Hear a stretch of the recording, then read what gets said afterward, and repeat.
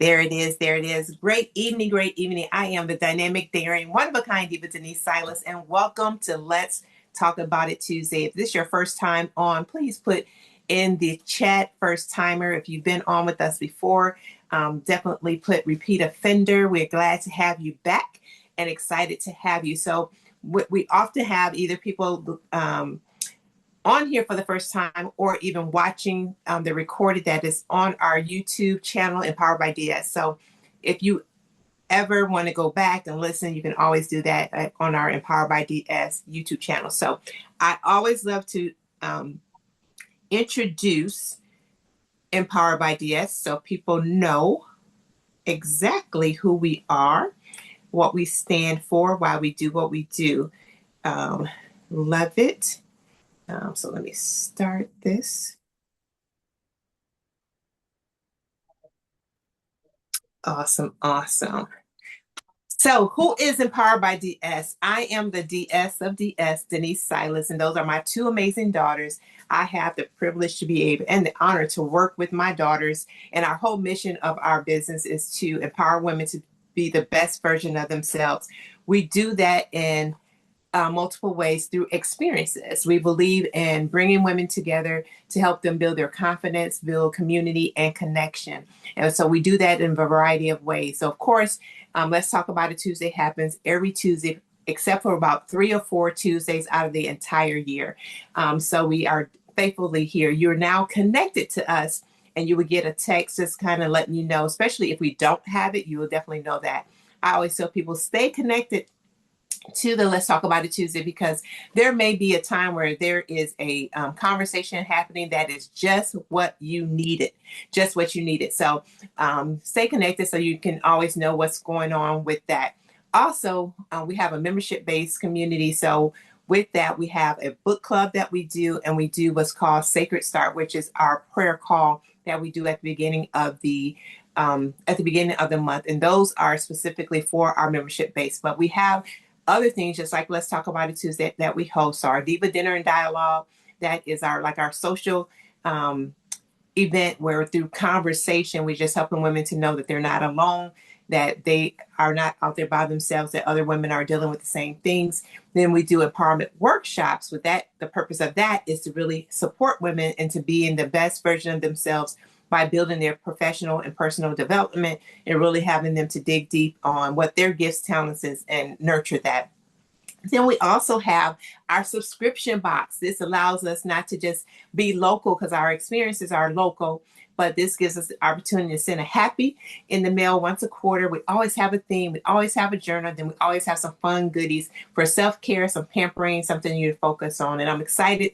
The one that we'll be releasing out for this next quarter, our theme is Live for the Legacy. So every quarter has a theme as well. Then at the end of the year, our yearly event, you'll start hearing more about this. Our Feel the Teal in your hottest heels, which is in memory of my sister who passed from ovarian cancer. So that's our ovarian cancer awareness activity. We do a once a year retreat.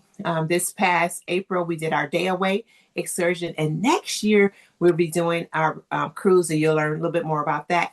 And then at the end of the year, we end everything with our Vision of Victory celebration. And right before that, during the holidays, we have where we honor and support, try to raise money to be able to give gifts to seniors, low-income seniors throughout northern Mississippi. So you'll have the opportunity to hear about that and participate in that as well.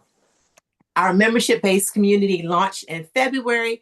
We're super duper excited. If you are on this call and you're part of the tribe, put tribe in the chat.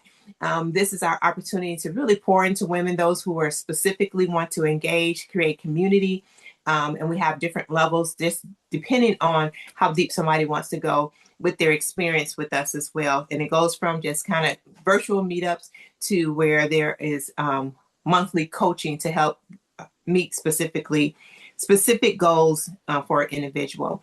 Our next Diva Dinner and Dialogue, which is open to the public, is on August 8th. That's going to be an amazing experience because that is my birthday weekend, and we always have a fabulous time for our birthday weekend.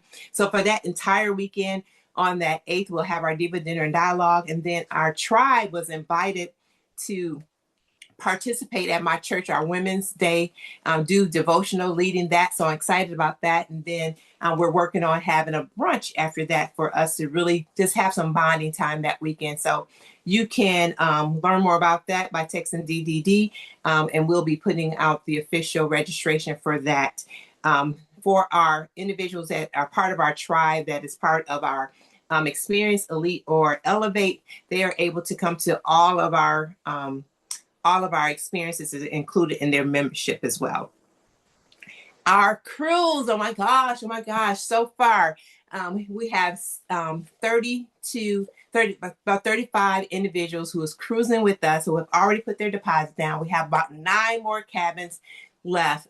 Those who have already registered, they also have been included in our count for our hotel for the day before and our transfers, but you can still get in on the cabins. We're going to have an amazing time.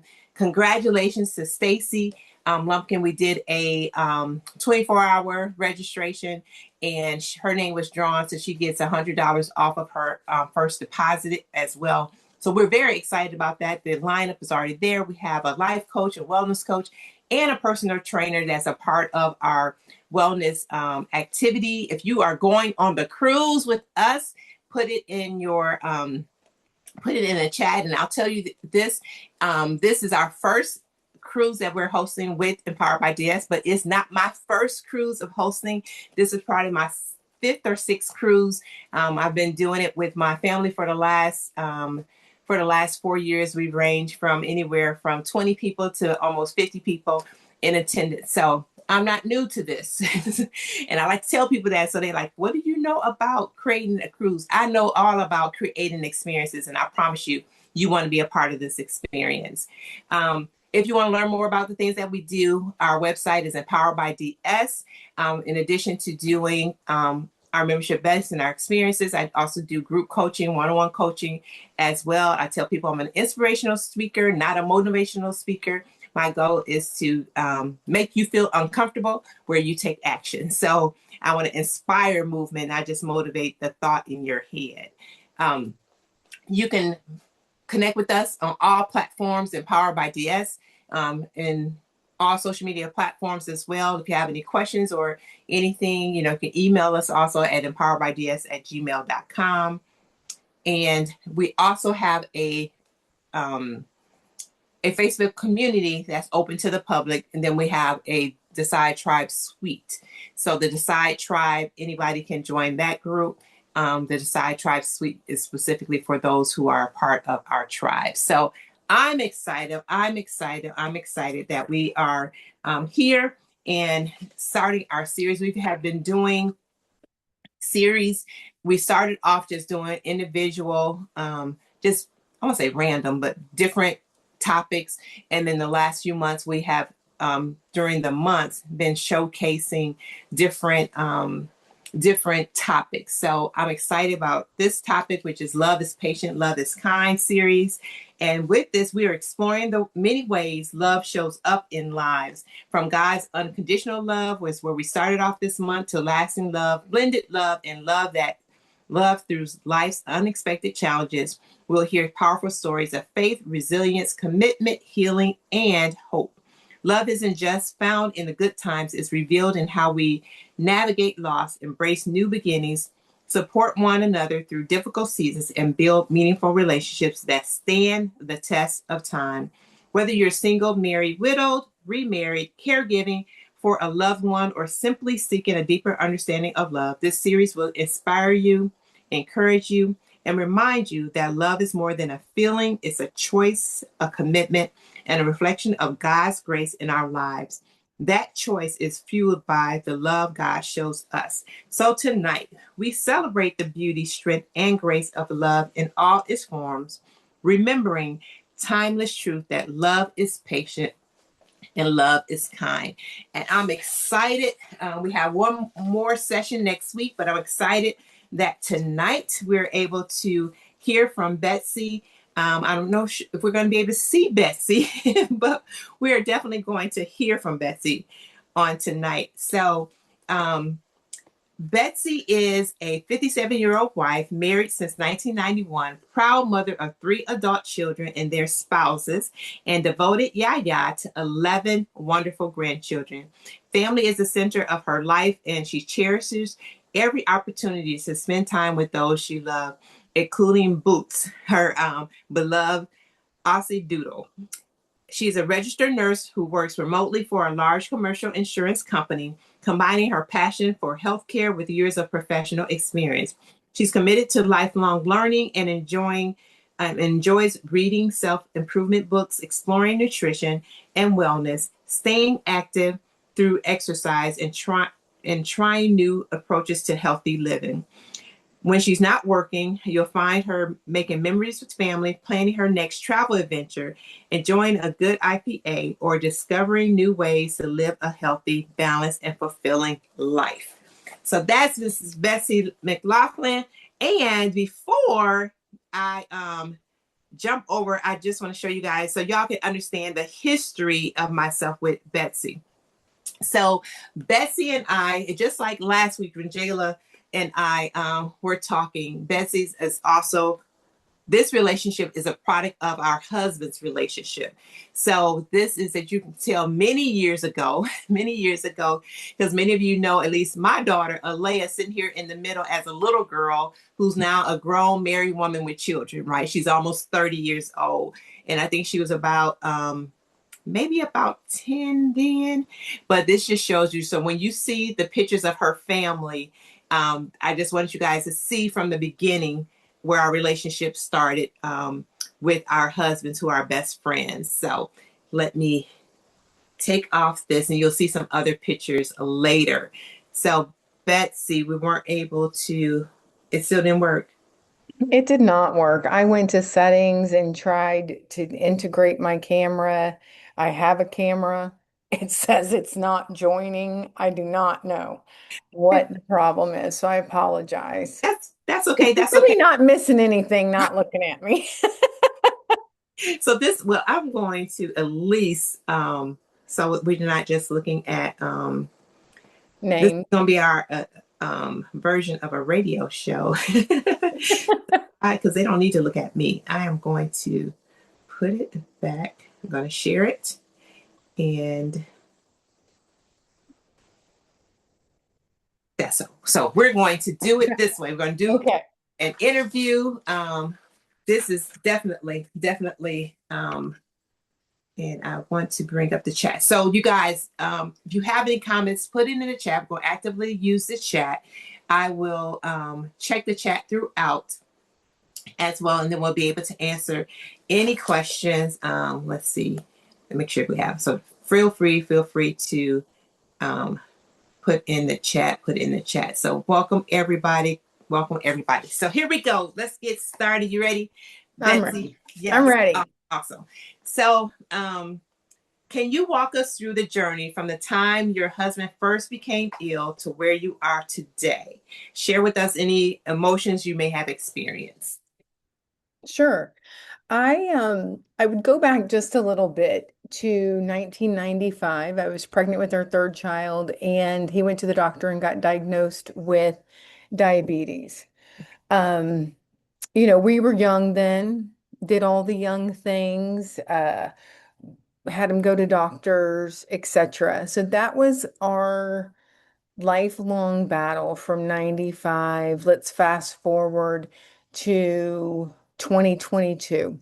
Okay.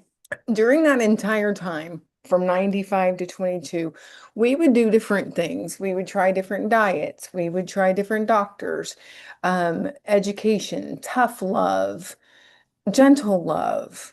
And we got to a point where his health was declining, and our marriage took a hit, to be honest. And prior to 2022, I had some tough conversations with him because he wasn't taking care of himself, and I didn't know what that future would mean for us. And we both together decided that our marriage was worth saving, and So we had started that year of working on our marriage with different books and etc. So fast forward to 2022, we had started the year in health mode as everybody normally does. We did Whole 30. And for anybody that hasn't done Whole 30, it's no alcohol, no flour, no, you're just depleting your diet and trying to cleanse your body. And we had done great. It was Super Bowl weekend, and he and I both got sick on Thursday evening. Thursday, we weren't feeling very good. He went to bed. I finished work, went to bed, and we were in bed the whole weekend. Mm. Did not get up. And we even had a birthday party for our grandson here. We didn't go out, but everybody was in there partying, celebrating a 1-year-old. And by Sunday, I got better. He wasn't getting better, and I was concerned. I thought, well, maybe he has COVID. So somewhere in the night, Sunday night, he woke up and he was sick.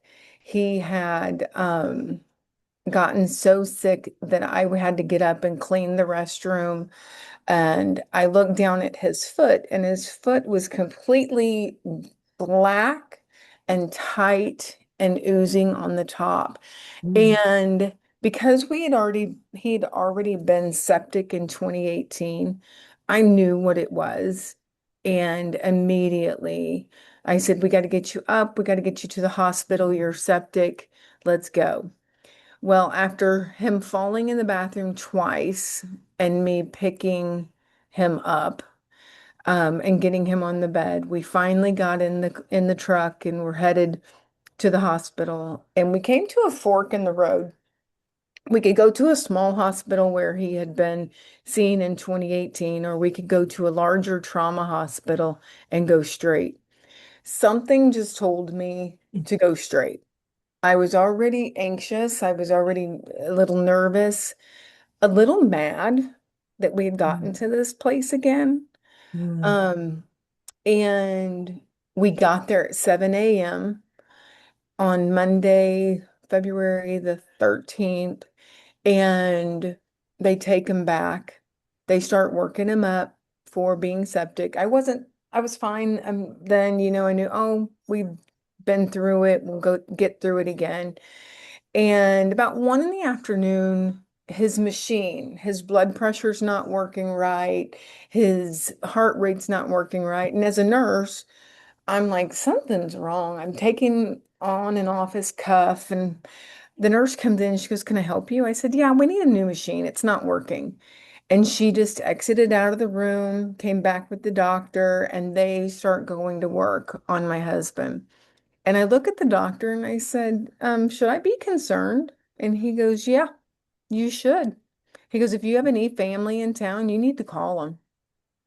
Wow. And at that point, I was like, okay, this is different. This is Mm. different. So fine, we got through the night after an emergency surgery on his foot to see if that was the source of infection. And the next morning in the ICU attending is like, hey, I'm gonna let you know 24 to 48 hours is what we got.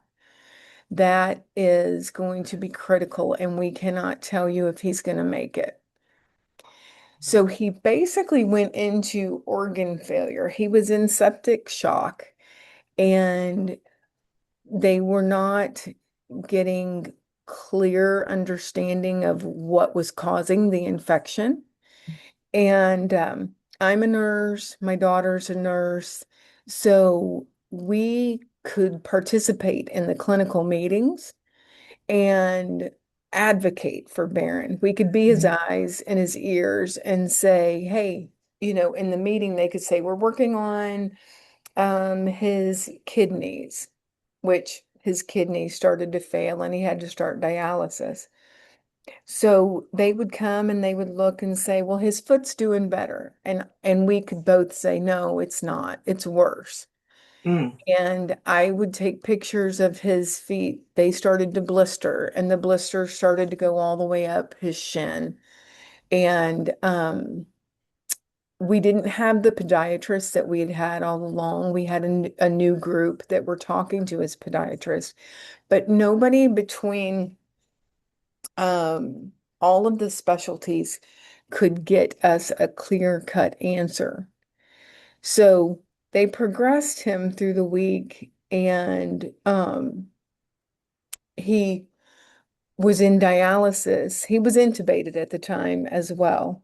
And so they try to get you extubated. They try to take you off the breathing tube Mhm. as fast as they can and get you out of the ICU so that you don't get dependent, etc. Um, and so they had taken the tube out. He was breathing on his own. And then that next week on the 20th, he coded in the ICU and they had to put another breathing tube in. And they decided that afternoon that they would need to take his left foot. And so they did an amputation below the knee on my birthday. Happy birthday to me. Mhm. And then we watched and waited to see if that would take. They weren't sure if they still had the infection. So we went through that for a week or two, and then it did not take. And so they had to do a left above the knee amputation, and he ended up with a right foot infection. And to save him, they went ahead and did a right below the knee amputation. And overall, all in all, he was in the hospital um month. I think we went into another the rehab hospital. I think we did that in March. Yeah, middle of March. But he also had to have a hand surgery because the infection also went to his hand. Did they So ever figure out what was causing the infection that was moving like that? they believe that it was due to his bilateral feet infections because we had constantly been battling his infections in his feet, and he had several surgeries on them, and it just never got better. So yeah, but it was once they and it was weird because we you know looked at each other and we're like, it's almost like your feet were the problem. And once you amputated your feet, like his blood sugars normalized and um, Hmm. he just healed miraculously, if you want to say. Yeah. Once they I'm, amputated. Wow. yeah. So he went in the hospital February 13th, and he left the hospital March 25th to go to a rehab hospital where he stayed for another month. So during this time, were you having to make decisions? Because he was not able to make decisions, correct? Did you? Correct. As long as he was he wasn't conscious, I made all the decisions. Once he was awake, they would ask him, but I would still make the decisions. He wasn't he he wasn't very confident and he was very anxious, very nervous, and almost had PTSD. And so that was one thing that when we left the hospital, we made sure that he had a few therapy sessions to deal with all of the loss. not only losing his legs, but to also be on the brink of death Right. and come back. And I have to say, it helped a lot because he's very, very positive, Hmm. a very positive man. And so he just needed support. Right. Yeah. So when you were having to make those decisions, do you think that you're making decisions made more from the nurse than the wife, or a combination of? I would say absolutely from a nurse standpoint. I knew that if we got if we amputated the infection, that he had a chance of survival. So my three children, and unfortunately, our youngest child, his wife serves in the military. And so he could not get home immediately. So we would have to make calls and include him over the phone. Mm-hmm. But I called all three of them and I said, "Hey, I need your support. You know, this is probably the best choice for dad is to amputate at least his left leg. We knew the left leg was first. We were hoping that we could still save the right foot. And there was even talk of a half amputation of his right foot if we could get it. So I made sure that they understood that I didn't really see that there was another choice. Mm-hmm. You know, we had had everybody in the room and weighing in from podiatrists to the vascular surgeons, the infectious disease doctors. Everybody had weighed in, and that's really where we were at to save his life. Mm-hmm. So you were having to manage the situation, manage your own emotions, and I'm sure managing your children's emotions all at the same time. What did you discover about yourself through that process? Probably that I could do more than one thing at a time. I hate to say that, but I'm one that just knows that things have to get done and they get done. Mm-hmm. I can deal with the after effects later. Mm-hmm. Um, but I keep lists. And so I kept a notebook and to prepare for tonight, I reviewed my notebook and I we forgot about a lot of stuff, honestly. Mm-hmm. So, I mean, to keep everything organized, I kept my list in my notebook. I any questions I had were in my notebook. Anybody that had stopped by, I wrote down what they said, when they said it. I kept my morning routine that Mm-hmm. kind of grounded me. Okay. Um, I'm one that I get up at like 5 in the morning and I have a little routine that I check my emails, I read my self-help books or listen to something inspiring. Um, I will then work out. And so I kind of kept that same thing with me when I stayed in the hospital with him. And then one day it dawned on me I should keep a gratitude page. Mm-hmm. And so I went home and I got pictures of our family so that they would know that he was somebody's father, somebody's grandfather, somebody's husband.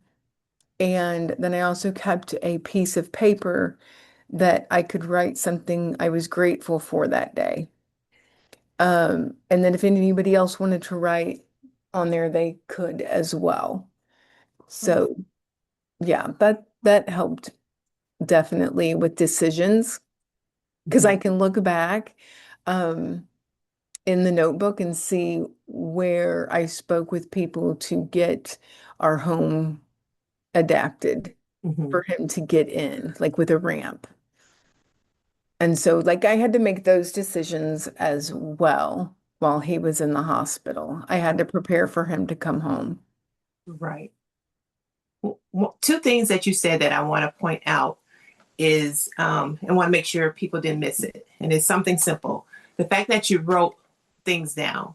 I often tell people, get it out your head, get it out your head. Like that's my thing. Because what I do believe is even when you're emotional, you can read. Because if you're trying to remember, trying to manage your emotions, you get anxious, right? But being able to say, okay, I can go back and they said this on this particular day. You knew where you could find it without having it to be in your head. So whenever somebody's overwhelmed, I always tell them, get it out of your head because you can always go back and read something versus having to figure it out when you're emotional. Um, the other thing I wanted to point out that I believe makes a difference is the fact that you kept your morning routine. So, which I think prepares a person not to be reactive, they can stay proactive because you were feeding yourself through the process. And I'm sure that wasn't easy. That was an intentional move that you had to make with everything that was going on. Um, so figuring out first of all, back it up. We have a morning routine that we can have that can help ground us on a daily basis because how you start your day impacts how your day goes. So I applaud you on having a morning routine, and then second, knowing enough to stay on that routine so that you can keep yourself leveled through all of the decisions that you had to make as well. So I did want to point that out um, with it. So when you ever felt overwhelmed, um, was there anything else that you did to help you manage all that you were going through? I journaled a lot. I have a sister. Well, I have two sisters, but I have a sister that is very supportive for me. And so talking to her, um, walking, I would walk around the hospital. Um, I Wow. think just trying to be in a positive space in my head, Mhm. you know. There was one day that was hard, about the first or second day we got in there and I was praying and I would close my eyes and it would just be pitch black. And I didn't know what that meant because when I close my eyes and I'm praying, I can see stuff Mhm. and I couldn't see anything. And I asked my son-in-law, who is religious, um, what that meant. And he just looked at me and he's like, I don't know. I don't know, but it'll come back. And it did. It came back. Mhm. My sense, I'm very spiritual, a very spiritual person, and I believe things happen, and we have things come in our life and we learn from them. They make us better, etc. Um, so I knew it would come back, and it did. I hope that makes sense. I'm Oh, kind of yeah, yeah, yeah. rambling. No, you're not rambling. You're not rambling at all. At all. Oh no, you're not rambling at all. So just and then I think it's important that we pay attention to something that has changed, pay attention because am I supposed to get something from that? So no, you weren't rambling at all. Um, so as a wife, caregiver, employee, woman who have your own individual needs, how has navigating all of those roles while supporting your husband through his journey, how has that been for you? It's been a balancing role, I will have to say. Because during his illness and recovery, there were times that I felt like I was carrying multiple jobs. I was terrified that I was going to lose him. As a nurse, I knew the severity of what he was going through. There were days that I would just be physically and emotionally exhausted. Um, and just trying to navigate all my responsibilities. Um, Gosh, I think it was just trying to give myself maybe some grace. Yeah. and not have to be perfect Yeah. because I've always unconsciously strive to be perfect and I Mm, can't be, not in that situation. right. Um, and just some days say, okay, today was enough. Mm, I'm done. You know, we've done what we could today right. and we'll pick up tomorrow. Right. Right. Because you have to take care of yourself. Right. Yeah, yeah, You have yeah, to take care of yourself. yeah, Um, I love how you said, okay, we're done for the day. yeah, We can pick up tomorrow because it will be there yeah, tomorrow. Right. yeah. One day we had, because after he got out of the hospital, you know, he had to heal. He didn't get his prosthetics right away, so he had to heal. And we had to go see 5 specialists till they signed off on him, and they didn't need to see him anymore. And it didn't, I didn't stop working anytime. Luckily, I have a computer and can travel with Right. my computer. Um, I and we were still watching grandkids at times because my daughter um was working or maybe still in school. No, she was already done then. But anyway, one day we had transferred him in and out of our van 8 times, Mm, and it was 4 o'clock in the afternoon, and I was done. I couldn't think about going home and making dinner. And I just looked at him and I said, can we just stop and get something to eat? I just want a glass of wine and I want somebody else to make me food. So we got him out one more time, another time, right. and we went in and did that. I mean, we were both about in tears that day, but we were like, we're going to take dinner off the table. Somebody's going to cook us dinner tonight.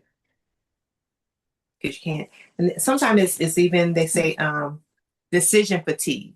Yes, Right. yes, Can't make another decision, can't, like decision fatigue. So right. let's pause right there and just show some of the pictures. Oop, I don't think I meant to do that. Um, and feel free, comments, you guys, if you have any questions, feel free to put it in the chat as well. Let's see, we pass those. So let's talk about some of these pictures you sent and why you chose to send these pictures. So let's start with the ones that just the two of you guys. Well, we're goofballs, as you know that. We're Yeah. both goofballs. So we went to my family's for Christmas, and I don't know where I found that Santa Claus outfit for him, but I did. And so just that, life can go on. It's a new life, Mhm. but it's still positive and we can still do things. The next one was we went on a date to a brewery. He could see in my face that I was bored of sitting at home. Mm, And he's like, let's go on a date. So he took me to have one of my favorite IPAs. So yeah. and I'm sure it's easy to just not do stuff because of the work it takes to do stuff. Yes, as You, you know, it takes a lot to get him out. And we were sitting here the other day and he goes, I think you don't want to go out with me because it is so much work and you're also protective of me. And I said, my immediate is, no, that's not it. That's not the case.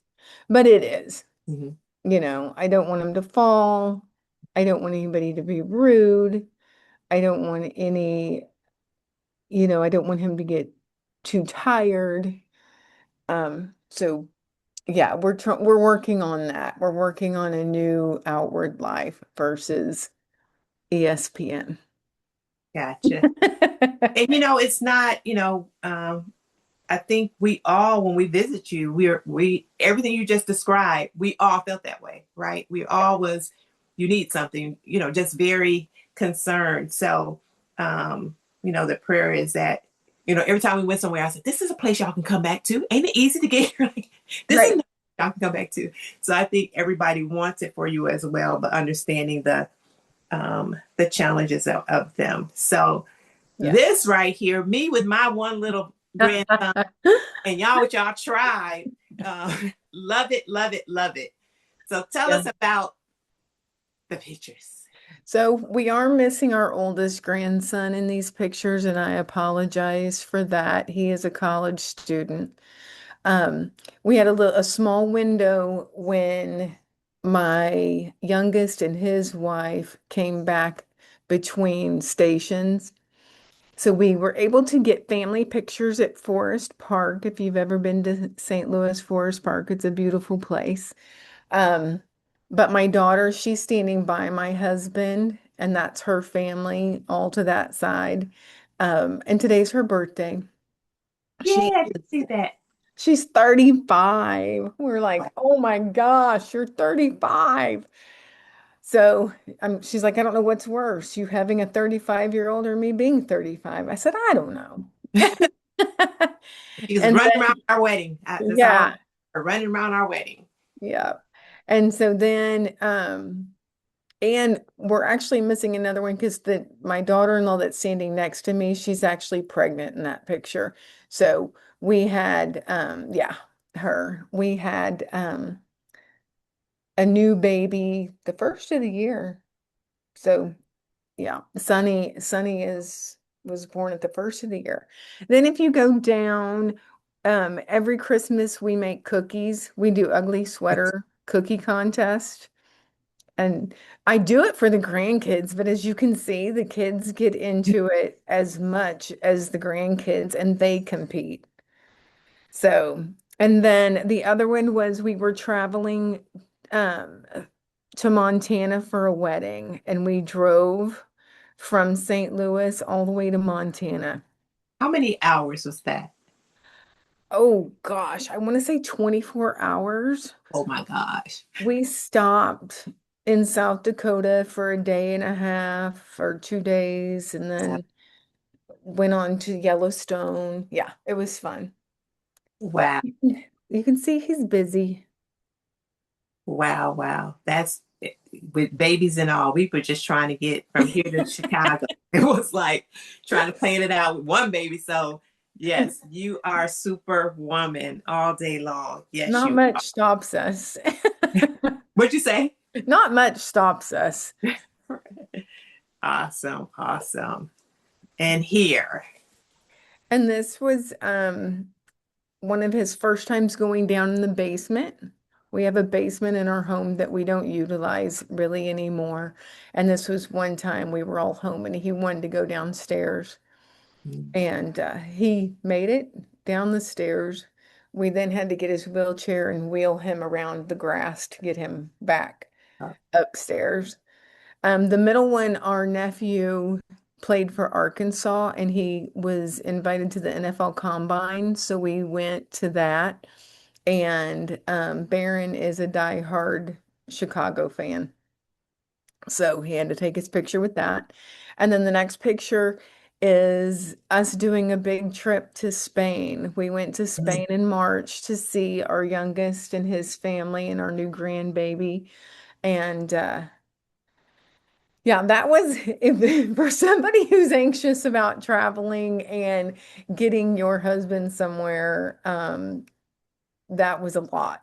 But we managed it, and everybody was superb that we ran into that helped us navigate that trip.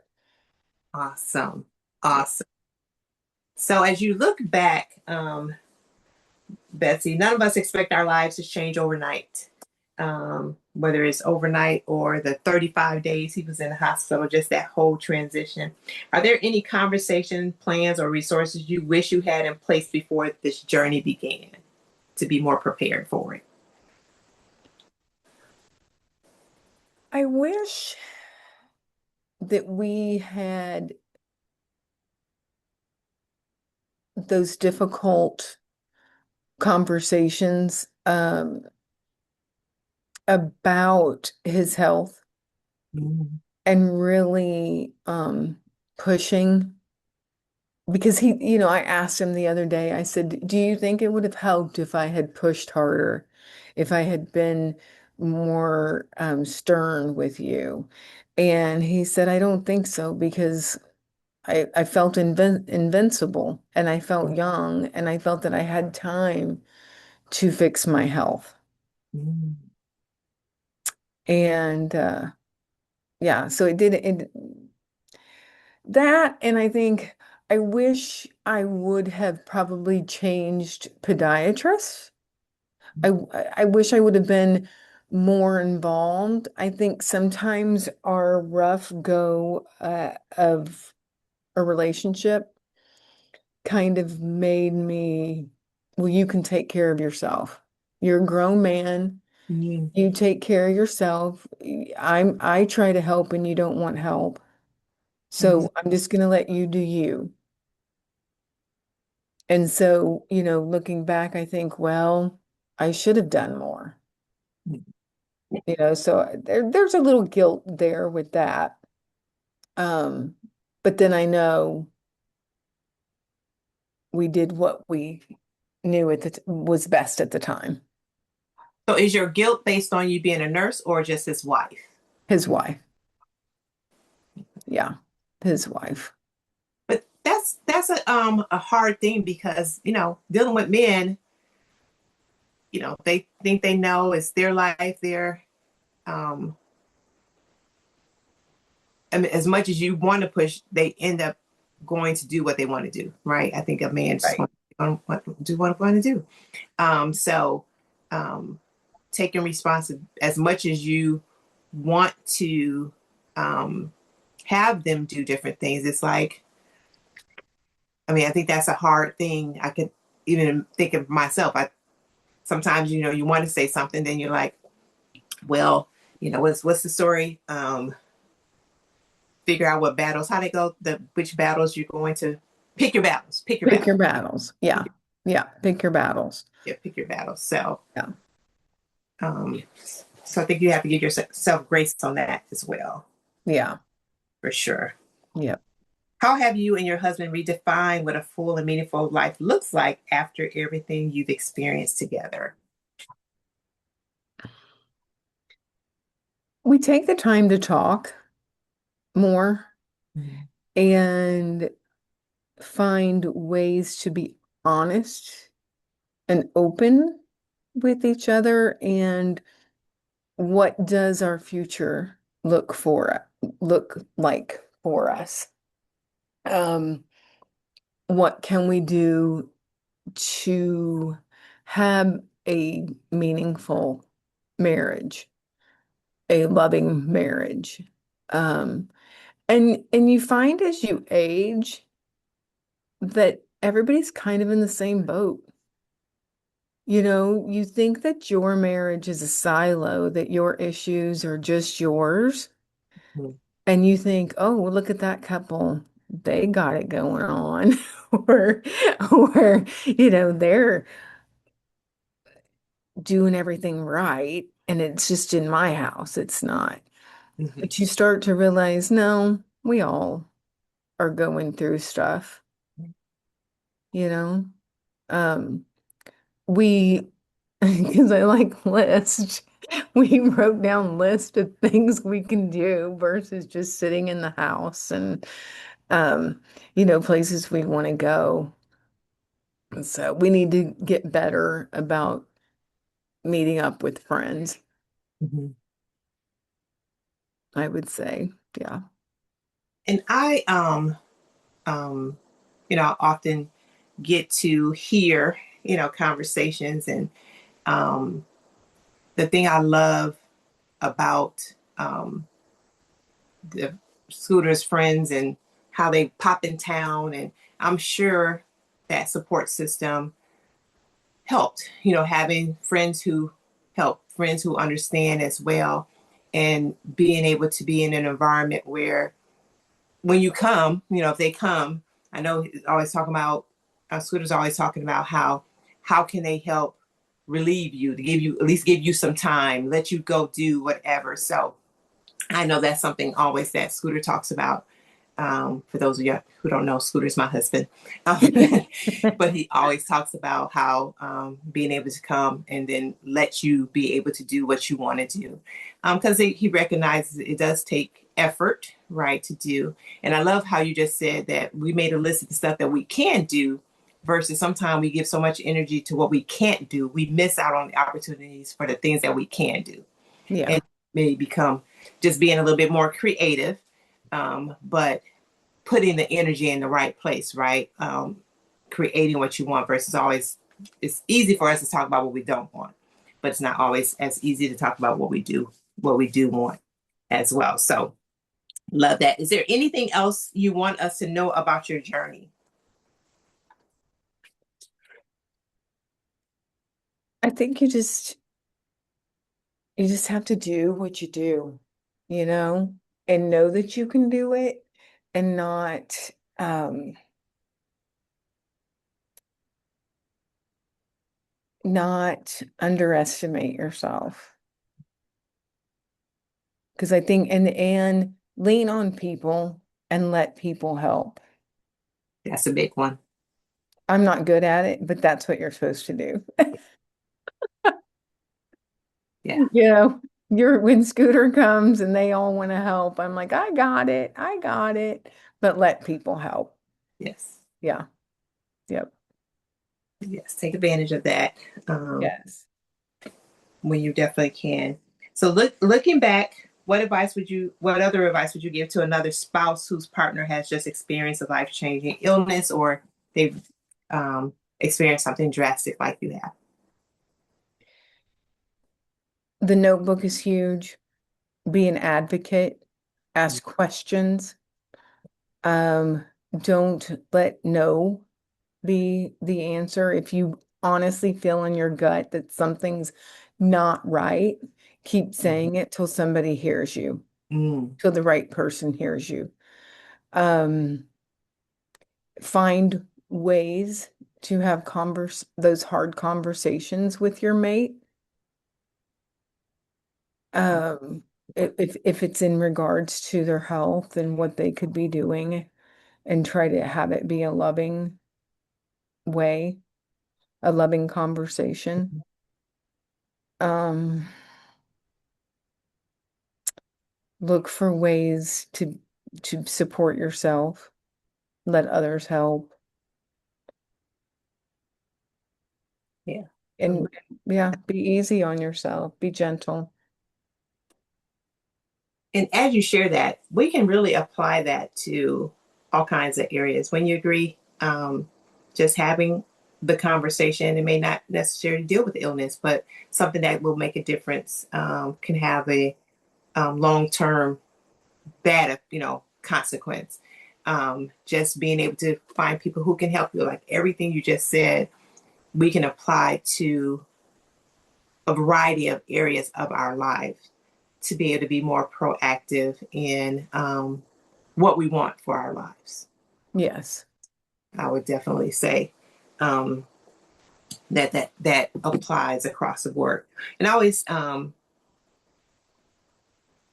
tell people, even though I don't um, can relate to your story because I have not walked that path, but it's always something we can still learn through that process that we can still use, still can be encouraged by, still be inspired by. There may be somebody we know that is experiencing the same thing. So it's always something that we can gain from this conversation. So I definitely appreciate your willingness to share. I've watched you, if you guys are on there, if you're one of my Facebook friends, you have prayed for Baron. I promise you, you have, because we were all over the place begging and pleading, people pray, people pray, people pray. So you know this story. I promise you, you know this story if you're one of my friends on Facebook. Anybody in my network, we were asking for prayer. So I applaud you just of your willingness, because there's everybody. Thank you. Everybody can't. There's no. Let me put it this way. There is somebody out there where they their spouse did not stick. There's somebody out there where their spouse, I'm trying to plug in my thing, you guys, where somebody's spouse didn't stay in there. They walked away. They could not handle it. So as much as you may say, well, this is what a wife would do, there are some wives who didn't. Let's be clear. There are people out there. There are husbands who didn't stay with the wife. You know, there are people out there. So I applaud you for sticking in there. I'm going through the tough times. I've watched you maneuver in that with that van, getting those seats, being in the back. I've watched it all, and I'm sure there's a lot more that I didn't see. But from what I have seen, I support you as much as I can. You know that we love you as well. And when they talk about they want to do a meetup, let them guys come and you go somewhere, go somewhere and enjoy yourself. Find somebody, hang out with, and let them support you and help you in that way. Does anybody have any questions or comments that you want to share? You can come off mute. You can put it in the chat. We have a few folks on here that you know as well. Betsy, I don't know if you can see any of the names and stuff like that, but there are some people that you do know that are on as well. Does anybody want to share anything or give any feedback? Something that you heard, aha, that encouraged you? Y'all quiet tonight. Awesome. Well, then we appreciate everybody as I close up and wrap up. Let me do these last few slides here. And thank you for the compliments on the family. I appreciate it. Absolutely. Hey, Denise. Yes. I just quickly I want to start by commending Betsy. Your resilience is unmatched. I mean, we're getting to a point in our lives where yes, life's and things happen. Some of us have been through some, you know, situations where life to the utmost unexpectedly. And I commend you on at having been a caregiver. You have an essence that I didn't have. You have this calm, you have this, and I don't know if it's from being a registered nurse, you knew the questions to ask, you knew, how to advocate. Sometimes some of us, even though we're used to being, the family decision maker or in positions of leadership, we don't always know. Betsy, and I'm sure there were times, where you had questions or the calm wasn't there, but your persona in and of itself is calming. And I just want to say, if I didn't get anything from your presentation, what I heard, what resonated with me was giving yourself some grace. Just always, a lot of these names, I don't know a lot of them, but I know just from us being here on this very Talk About It Tuesday, we are decision makers. We are leaders. We are folks people depend on. And you have just been a mainstay tonight. Um, Listen, not to bring religion, but I too am spiritual, and I just, pray for the Lord to continue to press his back against yours so you are standing tall and your feet continually are placed firmly on the solid rock. You are amazing. And I just wish you and Baron and your family all life's best to come because you have just you've set the bar so high for us, so high for us. Karen, thank you very much. Those are very kind words, and I appreciate it. Absolutely, absolutely. So we all go way back.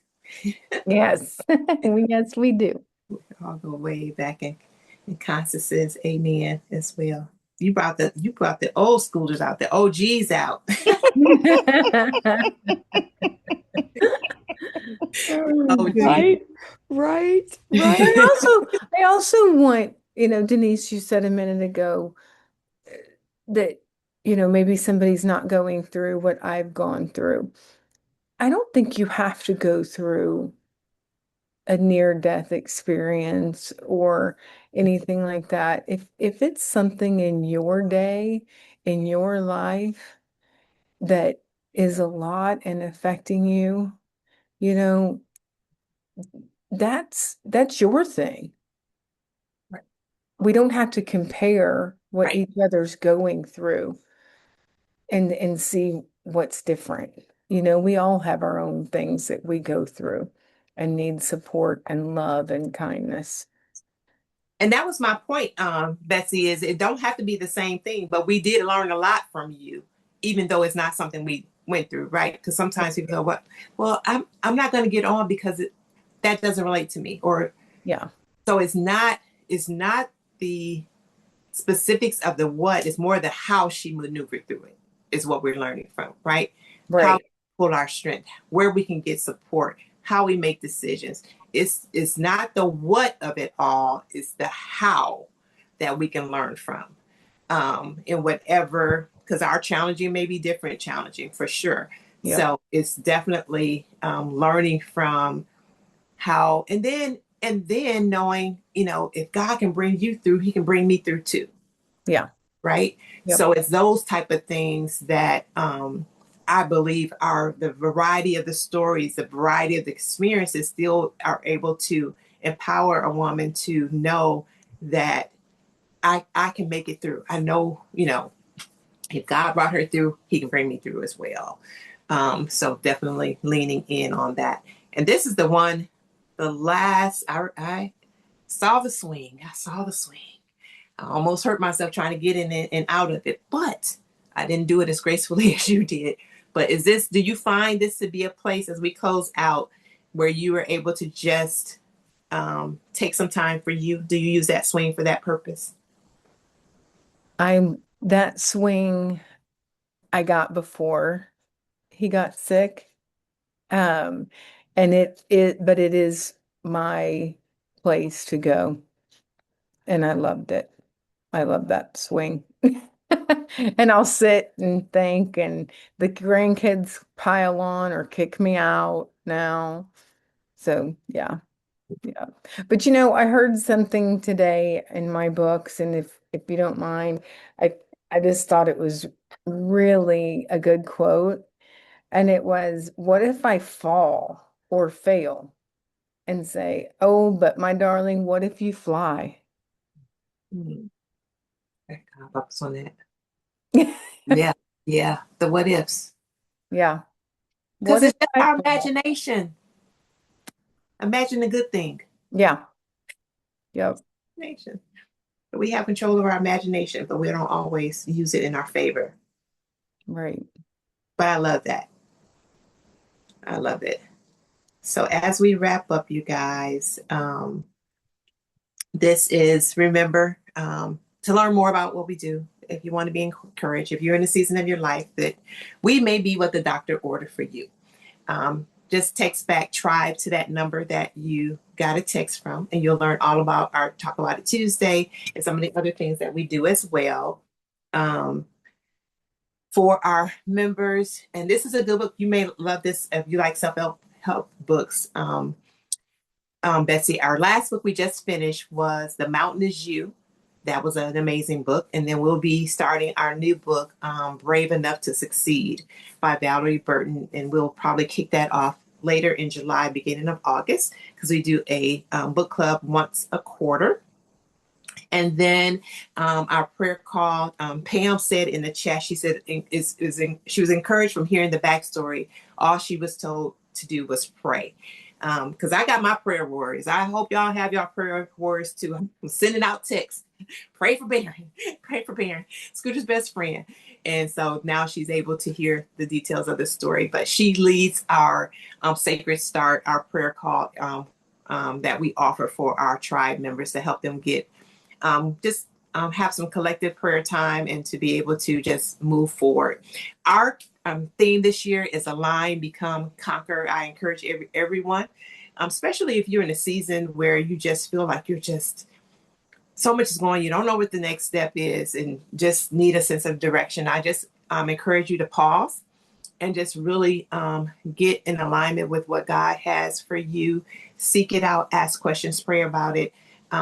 Then be willing to become who He's calling you to be, and then be courageous enough to step into that. I was listening to something, and it's going to be on a shirt, and it says, "Be authentic to the call."